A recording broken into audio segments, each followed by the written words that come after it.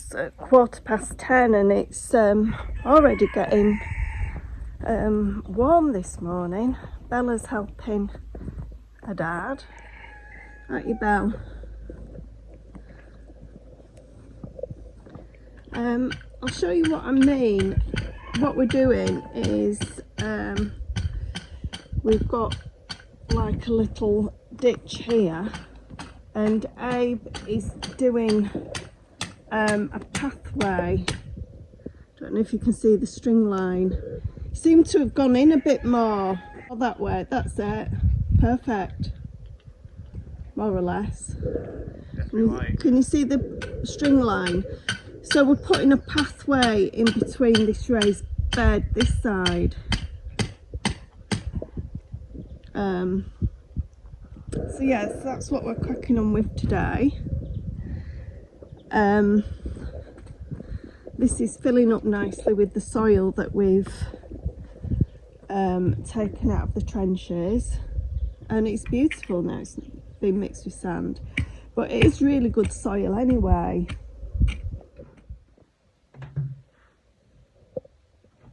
That little chap, tiny little thing. There he goes. I'm not going to scare him anymore.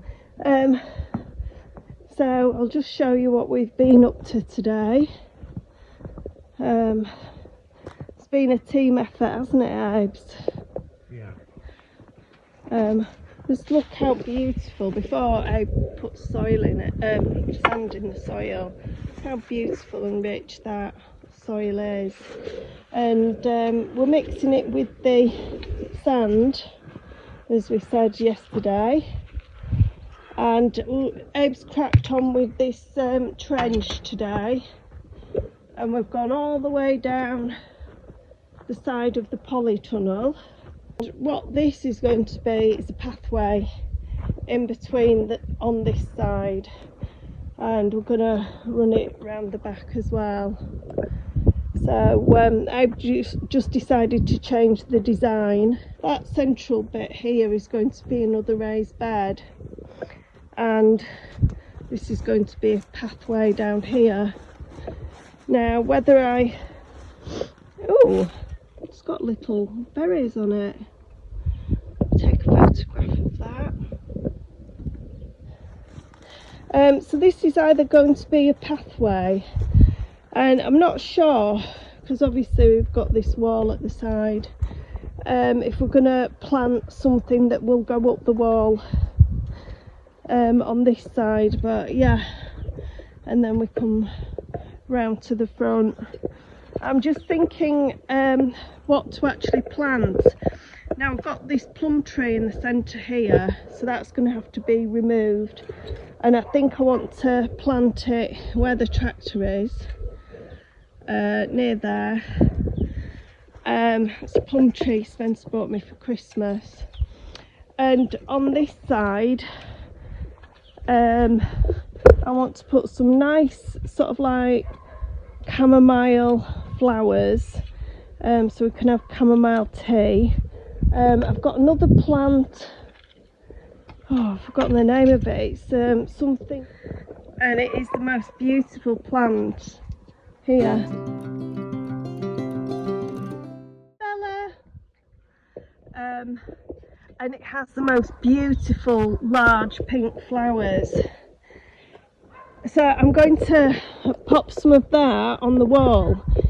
Now you can actually make jam from it, so it is part of the raised bed family of what we're going to put, you know, fruit, veg, salad stuff. And I was thinking, just on this corner here, this little section here, I might put in some things that are more medicinal. My friend Nikki gave me a Panadol plant, which I've told you about before, and it's got really good properties like a paracetamol, and that's the plant there. So I need to learn a lot more about plants that are good for the health, and just have like a little section just for medicines. So and then the rest of it is going to be potatoes, peas, carrots, trees. we're going to put the melons over on the other section, past the sand down there. In fact, our neighbours are growing beans down there. We need to sort out our water situation as well. Now, if you wonder where we're going to get all the soil to do all the beddings, raised beddings, when the tractor is working, we're going to be building a pond. One, it's good to have an open source water supply as well, and because we're going to do some plants what's going to be derivative from a pond area, and once we transfer the soil, we should have ample enough soil to do all the raised beds. And it's good for the wildlife as well. Yes. Because in summer the birds will want a drink. This morning I went to the front door and I saw the first robin that I've ever seen in the Algarve, and it's such a lovely thing to see. The Peggy's out just by the tractor. She's just near the tractor tyre. But I'll just show you this. I was taking the long route not to disturb little Peggy, which was by the tractor, and I discovered a new flower. So I'll just show you this. How beautiful is this?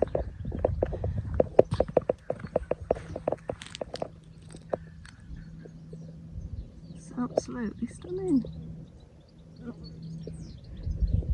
Not looking right. Is that what snakes do? I don't know. Be careful because, oh yeah, it's moving. Yeah, just be careful because apparently they're a bit snappy, these, when they're warmed up. But he seems quite happy there.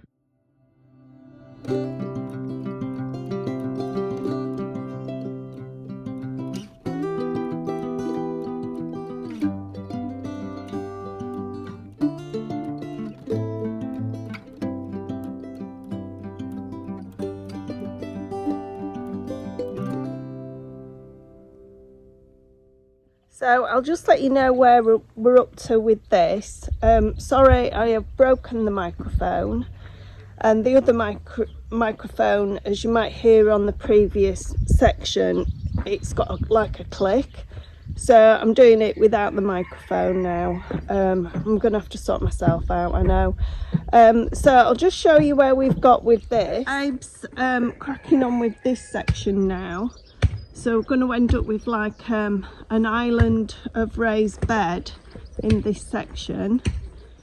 I have planted some of this, which is Hottentot fig, and you can actually make jam with it. It's very much like aloe vera in properties. It's good for sunburn and all sorts of things. So I've popped it there because it looks beautiful. And at the back of there I've put some Nigella in the mist because again it's got very good health properties, and it also does look very nice.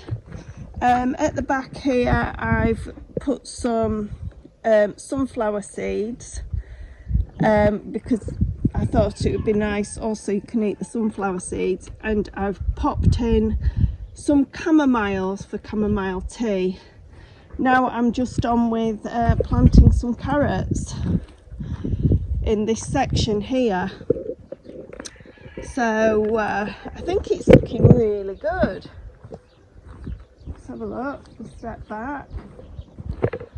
Obviously we're going to have the walls either side, and yeah, so I'll crack on with this planting. I've got a different mic on, so see if this works. I'm just gonna plant the carrots, so yeah, that's what I'm up to.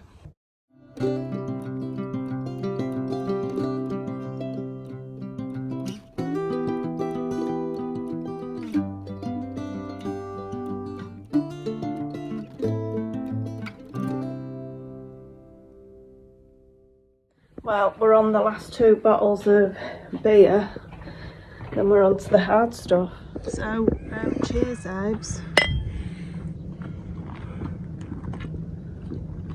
Now. Oh, you're so mean. Don't like, yeah, trust me. You don't want snails in your cabbage patch, do you? So, I planted the carrots.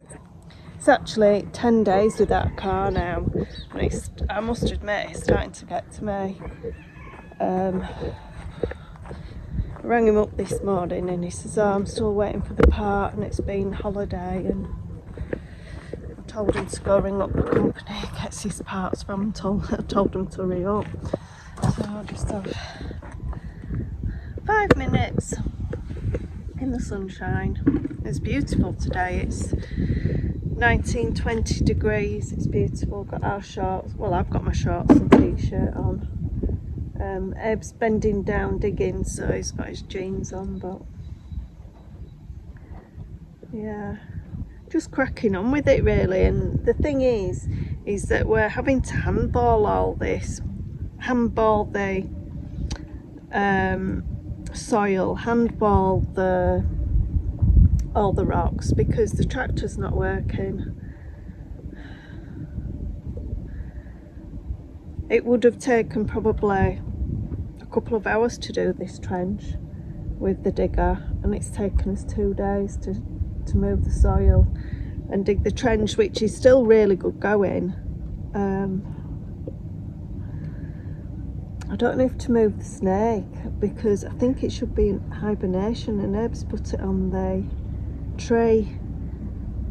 It might be vulnerable to an owl or a kestrel or something, but I don't know if to put it under another tree and cover it up with some grass. Well, it's Saturday today and we're still without the car, and Abe's going to show you what he's been doing, so I'll just swizzle the camera around. Now, I was trying to work out a quicker way to do the dry stone walling, which is much faster and much more neater way of doing it. So I kind of came across an idea of creating shuttering the old-fashioned way, and I'll show you. So what I got 2 shutters from the old house, as you can tell, which is about knackered. I got 2 pieces of wood, 2 screws either side, and I did it so it's flexible, so we can actually expand it out. Then what I then did, this was a much quicker way of doing it. Now, as you can tell, I did cut into the ground, which is a lot better way of doing it, because it supports the wall better. I put the shutter in, so it goes over the top, and all I then did, if you hold that for a second, Andrew. Now, I haven't got the level sorted yet, because this is the first course. So what I do is, I put that across here, like that. So this is my thickness of the wall, and to prevent it pulling out,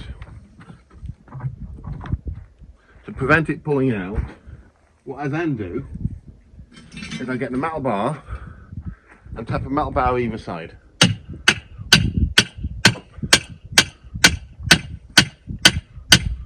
And I put a metal bar the opposing side.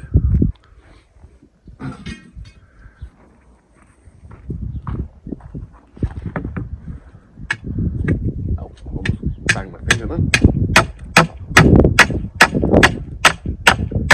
Now that holds it in place opposite pulling across. Now this is a very, again, quick way of doing it. Then all I do then is I fill the bottom of the trench with all the smaller stones. Then I put the bigger stones on either side. So you put big stones on the side, and as I went up to, let's say, about this point here, I'll put a thin layer of cement across the centre, and that'll bond them all together, stop the stones from moving. As you can tell, it's very solid, and it uses very little cement. Now, so let's have a little look at you all. So this is the wall at this level here. Of course, I'll be going higher and higher as I'm going down.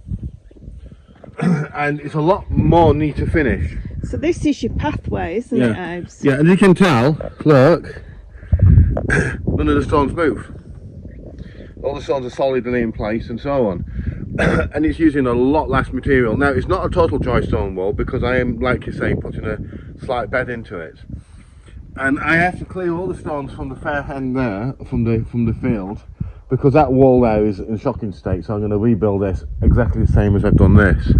Now, this way, I can do probably that stretch here in half the time now, using this technique, this method. Oh, that's good. In half the time, because the stones ain't falling out. Then once you put the bedding in, then all you do then is you pull this out and you tilt one side and tip it over. So next week, or maybe tomorrow, you'll be able to show in another video your technique. Yeah. Doing it, but we're having a little rest today, aren't we? Yeah, we've got friends coming down today. Yeah. But like I said on this here, this is such an easy way of doing it. Yeah. Much more easier than, I mean, you can use a line if you wanted to, run a line across. But this here, you're not having to keep an eye on it. As long as your trench is in the perfect line, going across, when you dug it out, it'll all come naturally in place. Now, it's I've done it so it's quite high, so when it gets to the top here, this will actually even itself out to the top. So it needs to be quite high here. But I would say it should be done, if not twice as fast. Now, the wall is slightly thicker than the wall I use for the polytunnel. That's why I use a lot more cement. This one here uses less because it's a lot wider. Right. So there are benefits and flaws, but the benefit is we've got abundance of material and rock, so Matt's will use them. Let's go and have a look in the polytunnel today. So the tomatoes are springing up nicely. That's a shop bought basil, and the basil at the other side is actually starting to sprout now, which is nice. Radishes are doing good, fennel's doing good, the mange too, and peas are doing excellent. The melons are sprouting, the mixed leaf salads are looking good, the rainbow chard is looking good. These I rescued garlic from the fridge and it's starting to take hold. We've got cabbages. These little babies here are haricot beans. Now, haricot beans are what you use in Heinz baked beans. So, yeah, that's what we're up to. So, super pleased with that. Little Belle's got her jumper on today because it is on a bit on the cold side, and because we still haven't got our car back, we decided to actually do some work in the house and tidy up a little bit. So I'll give you a little brief run around the house again. So this is the main farmhouse, which is 2-bedroomed. We've had to put the wardrobes either side at the moment of the room. So this is the angle of the bed at the moment.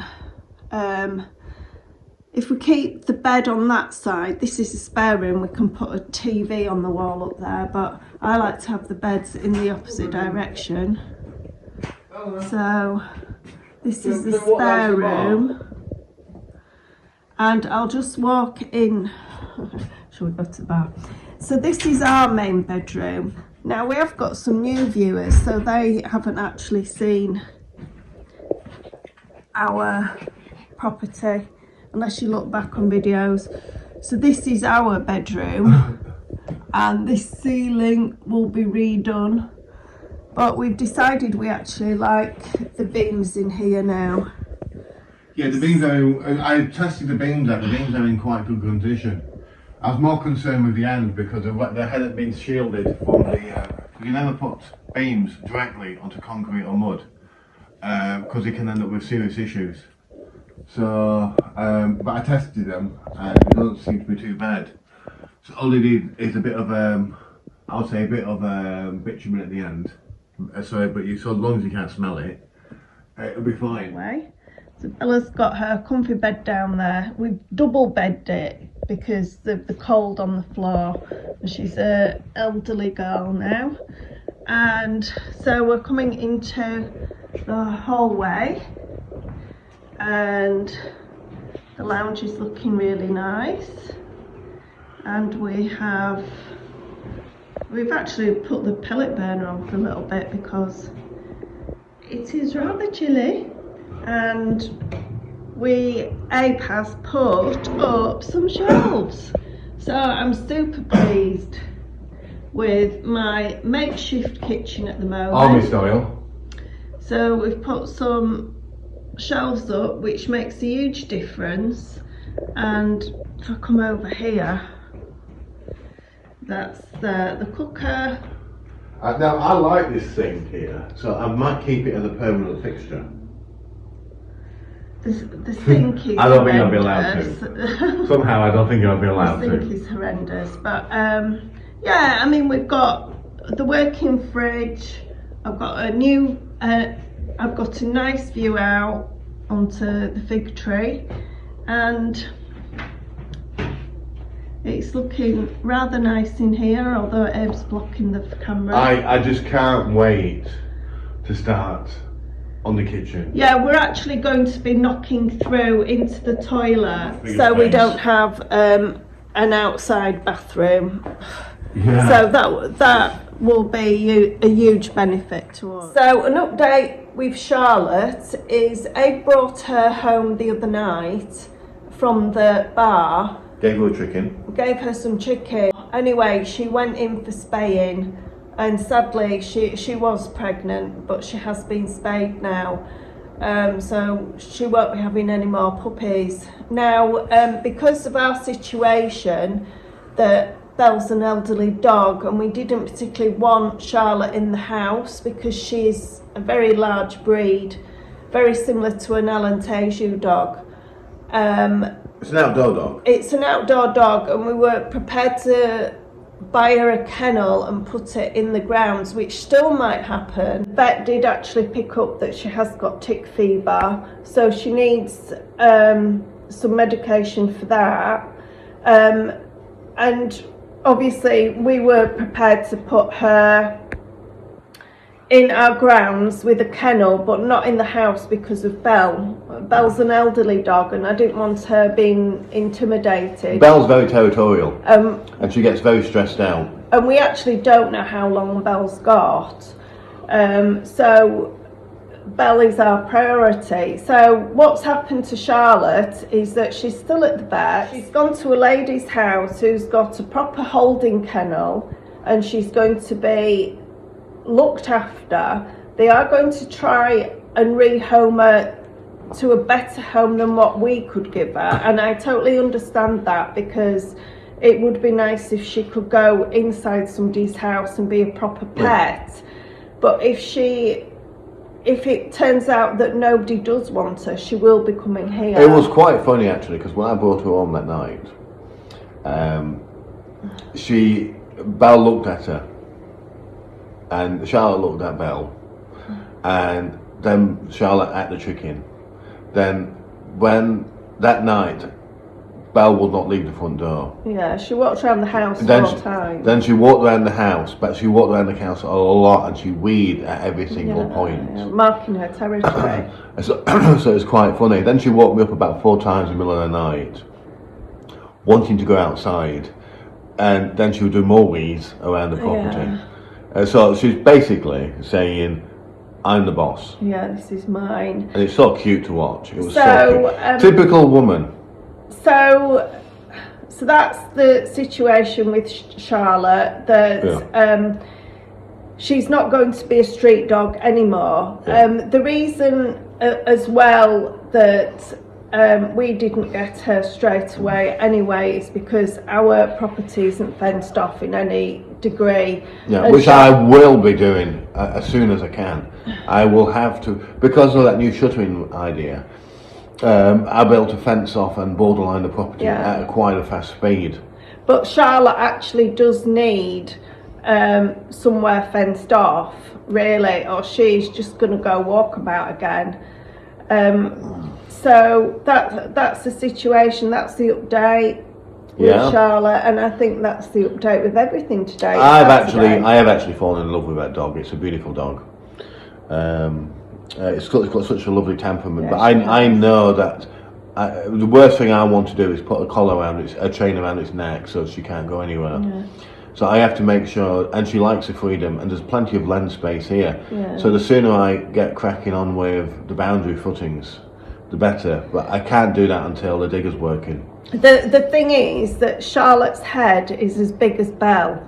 You know, she that's how big she is. So but she's a lovely natured dog. Yeah, she's super nature. She's a beautiful dog. So and I didn't, when I said like all women being territorial, not all women go around the house, wean around the house. Only some of them. I have the odd one. Yeah, Angela has odd we to make her territory.